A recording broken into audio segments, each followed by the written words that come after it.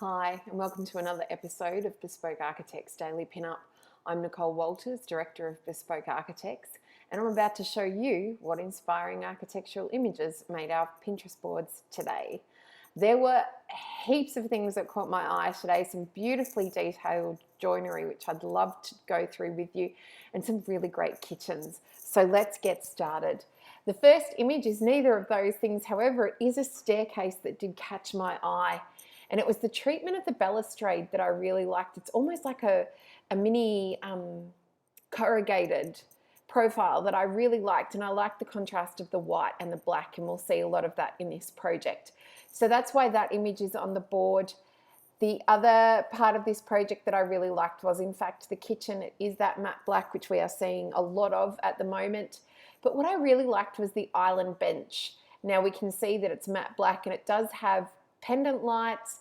It's got your kitchen sink. It's an obvious prep area. It's the really thin bench tops, which are very much back in at the moment. We can see the induction cooktop with the downdraft. And then over on this side wall, we have some tall cupboards with the built-in wall oven. And I just really enjoy that that doesn't have a bulkhead above it. It's not going all the way to the really high ceiling. It just feels like an installation piece, and there are a couple of kitchens like that today. So that's why that image is on the board. Another kitchen that caught my eye was this one. I think the thing that really appealed to me about this kitchen, aside from the material palette, was the fact that it's a really minimalist approach to a kitchen. There are no handles like we can see on the black kitchen. It's just a white plain kitchen with a beautiful marble splashback and then nothing above it. So there's no overheads or anything of that nature. It is simply a beautiful piece of art, and that to me is really, really appealing. Another project that caught my eye was this little apartment. What I liked about this bathroom was the translucent screening that they've used. Obviously, to get light in, this bathroom isn't on an external wall, so it's not getting any natural light. We can see it's a solid concrete floor, so we can assume it's part of a multi-level development. So they've gone for these translucent screens to that shower, to that bathroom rather, that allow borrowed light in from the surrounding rooms. So that's why I pinned that particular image today from that same apartment. I really liked the way they'd done this really dark sort of turquoise curtain that sort of screens off what is assumably a bedroom area, daybed sort of situation. I just really like that, the way the track works in the ceiling. So that's why that image is on the board. A real contrast to some of this stuff was this particular project. It is an enormous stone property. This image here was pinned for the alfresco area. We can see the barbecue. There is a pergola or an arbor sort of coming off what assumably is a living room. And then we can see the bench seat, and that window there is this window here to the kitchen. Now that's a tilt panel window. It tilts horizontally. We can see the lift mechanisms there on the side.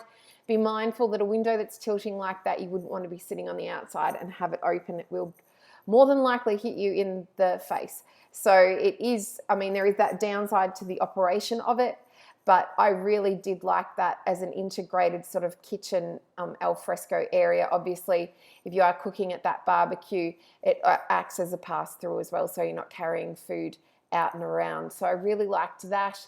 This is an internal of that kitchen, so we can see that's that window there in the shut position.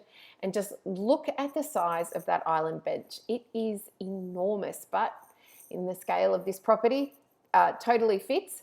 And then the size even of the range hood and the cooker that we're just catching that pale blue of in the background. It's just a really beautiful kitchen. And from that same property, assumably the butler's pantry, again in that really, really dark sort of duck egg blue. I have done a kitchen in that color before myself, and I really just like this pantry. It's quite a functional space, obviously. The kitchen is the showpiece, and then there's this concealed work area that may be through this opening in that image there. And we can see it's got some really functional bench spaces, some really good clear glass overheads which allow you to see everything you've got in storage, and then a whole heap of concealed storage below. So I really did like that. And then some of the landscape courtyards caught my eye as well. Paired back matches the house beautifully. We can see this water feature and these stone steps that are leading from that doorway. And we can see them cantilevering over the water there. That's what caught my eye. And then this courtyard as well. It's just gravel and stone. I mean, the material palette is very, very simple. And then these just beautifully placed trees. That's what caught my eye in that project. In this tiny little project townhouse here, it was that beautiful staircase, quite simple, a high gloss black with then the red vertical balustrading. Very, very simple, but a showstopper nonetheless. Now, this townhouse in Antwerp, look at those doors. That is the thing that caught my eye. As we dive deeper into it on a couple of the other images, you'll see that it's actually a series of mezzanines that lead to this huge void space. So we can see it here. And then this is it internally, the kitchen. What caught my eye about this image was the fact that the island bench is on casters. My own island bench at home is on casters. The idea being that if you want flexibility with your kitchen, you can in fact move that island bench, provided it doesn't have any plumbing or electrical wires running through it. You can in fact move it, which is demonstrated in this image here. The reason I pinned this image though is to start to show the actual mezzanine level above, which is a study space, and we can see it here with the cat on the ledge. And then terraced above that is obviously a bedroom space above that, and you can see the mezzanine there. So it was just a really stunning, I mean, I shudder to think how much those doors cost. But I really did think it was a beautiful kitchen. I love the little sort of old-fashioned, I'm going to guess, Smeg fridge rather. Just the material palette, even in that island bench where we've got white at one end and plywood at the other. I just thought it was really, really lovely. This gallery of a filtered lighthouse, it was all about the screen for me on the front of that. It is obviously part of a townhouse. We've got the white one here in the image, black off to the right. But I really liked how that sort of perforated screen was 1/3 of the facade, and then the 2/3 of the facade rather, and then the last third, top level, it's a different type of screen. Bottom level, it's open, assumably, to the entry door. So I really like the balance on that elevation. And then we get into book storage. There was a whole lot. It was a 63 smart and creative ideas for book storage, and my goodness, I nearly pinned all of them. So I'll go through them relatively quickly. I do have a board on my Pinterest account called Books. If you are specifically after book storage, they do create a big portion of my own home. So that is why I have a dedicated board to them. What I liked about these simple suspended shelves that we see in this first image here, not only the fact that it goes up the sort of the 1.5 levels, we can see the black mezzanine as the divider, but it was the fact that they're just a simple cantilevered timber shelf, and then the use of the LED strip light along the back edge to sort of really show what's on the shelf below. So I really liked that for the contemporary simplicity. This image here, it's actually, if you click on it, bricks, and it's sort of triangled section, so it's really showing off those books beautifully, but it was the texture of that particular installation that caught my eye.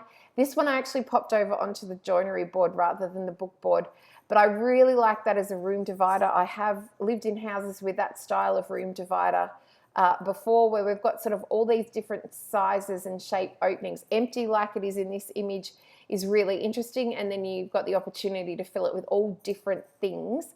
While it's fixed and not particularly flexible with those shelvings, it just serves as a beautiful room divider. So that's why that one's on the board. This one here, it's a window seat with book storage underneath. We do have something similar here in the office. It's down the far end from me. It is in the same as timber as the desks behind me, and I find it works really well, and it's quite convenient if I'm sitting on our window seat with that storage underneath if I need to grab anything during a client meeting. So that's why that one is on the board. This one here, the suspended system that integrates with that wood fireplace, is just beautiful, and I love the way they'd lined it up with these horizontal windows and the mix of shelves. So it's a really fine sort of steel construction. It's not a bulky construction, and there's a combination of both timber and steel shelves that I really liked. This one here, it feels like a library insertion into a house, and I can just imagine walking through. Obviously, you're going to need quite a big house to pull this off, but just this, and it's dark, making it cozy, and it's curvy, making it cozy. So it feels like a really great place to just sit and read. So that's why that one's on the board. This one here feels like sort of an office environment. It could be those chairs and the clear desk in the middle. But I really like the horizontal shelving that we've got going on this wall, and the way it's sort of balanced. They're not keeping anything on the top shelf. It's all stored within. So it keeps it really compartmentalized. So for people who are a bit OCD, I'm a real minimalist. When I leave the office every day, everything's got to be put away neat and tidy. Don't leave anything on the desks. So that sort of style of storage would really suit me in an office environment, or alternatively at home. This image here of the white joinery, we can see the integrated fireplace and television. But I think what appeals to me more is the fact that it's floor to ceiling. Without a ladder, there's no way you're getting to those books up the top, but the color and the texture that it adds to that otherwise minimalist white room is gorgeous.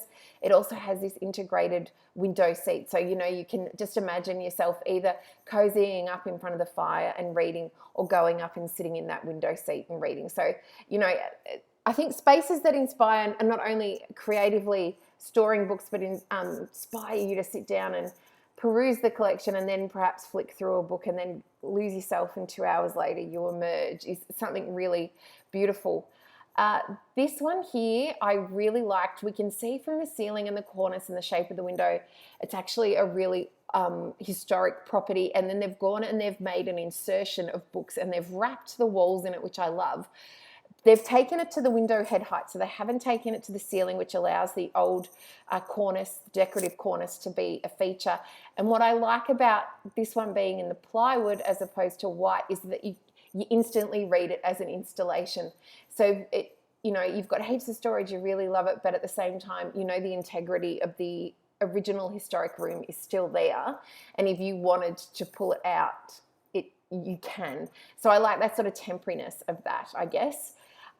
This image here, it was the fact again that we've got a multi-level storage unit spanning a void, and the work table that is next to that underneath the window. It's just a really light-filled, really great storage piece there that acts as sort of a wall. This one here, we can see the wire of the catwalk, so a sort of mesh catwalk, and then along that one wall we can see books, and then on this side of us is the void. So I really like the way that was balanced as a design. This one here was interesting again, so it's sort of that creating that vertical storage up a void. It's got the ladder, we can see that there, and I quite like the way there's open and closed pieces to this storage unit.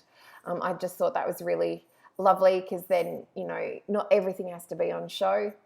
This one here, it's the library that's sort of coming up the stair void. So obviously storage from both sides of that piece. I really like that. It also, as you can see, is allowing light through to that staircase and down. So that was interesting.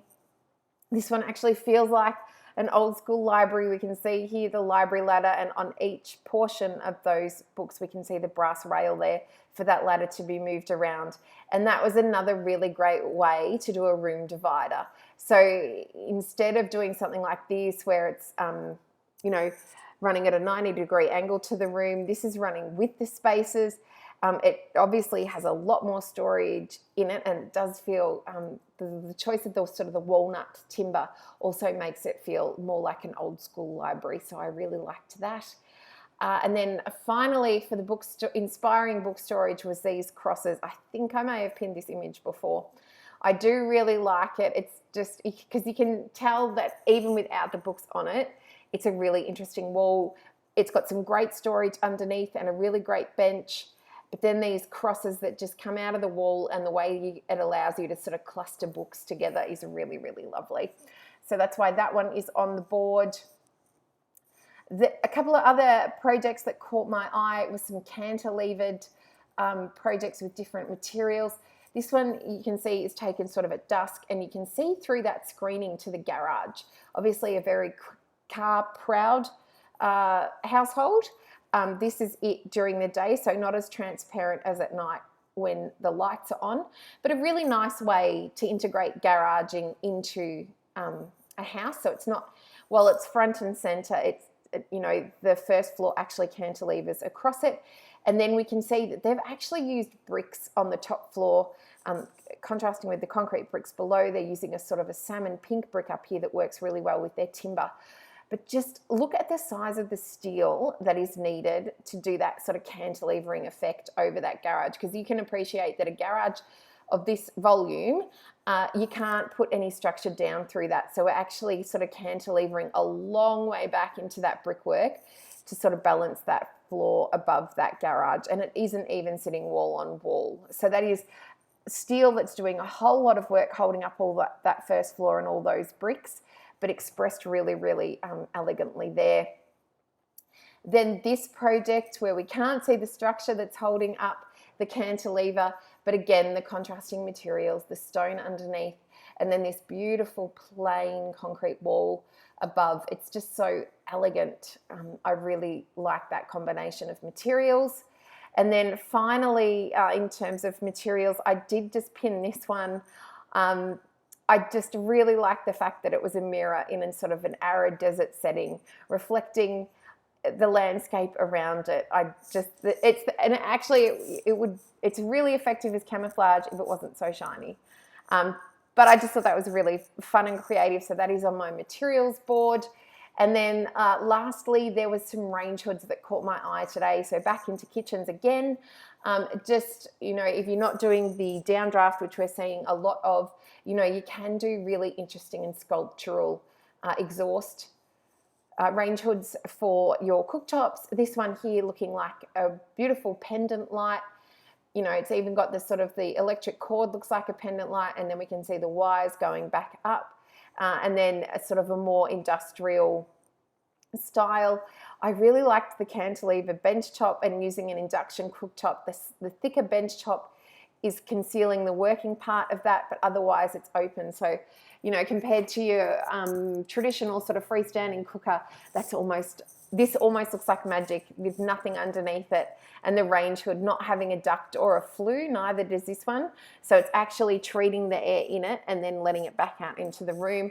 Whereas your canopy range hoods and your undermount range hoods, all that sort of thing, usually duct to the outside. Your downdraft range hoods can do the same thing. So they can duct out or they have filters in them. These tiny little simple ones also have filters in them. So expensive, yes, but worth considering if range hoods are not something you really enjoy, and particularly where you've got this sort of setup where you want to cook on your island bench and you want the range hood to be effective but not necessarily look like a range hood. So that is all the inspiring images from around the internet today. I will leave you with Bespoke Derbyshire house number 4. I haven't pinned any of this house on Pinterest yet. So this is the first image. This is the front facade. This little house is nestled between some sand dunes on this side, which is why this is sort of a blind side. There's nothing really to see but a whole lot of tea tree. To the back is a beautiful view over some wetlands, and in the middle is a courtyard. So not too dissimilar to Bespoke House 4, the golf course house. Similar sort of floor plan, totally different material palette, totally different roof form, but it's certainly worth checking out. So do keep your eye on our Pinterest board as I'm pinning up images from that project over the coming weeks. Thank you so much for joining me on another episode of Bespoke Architects Daily Pinup. Until tomorrow,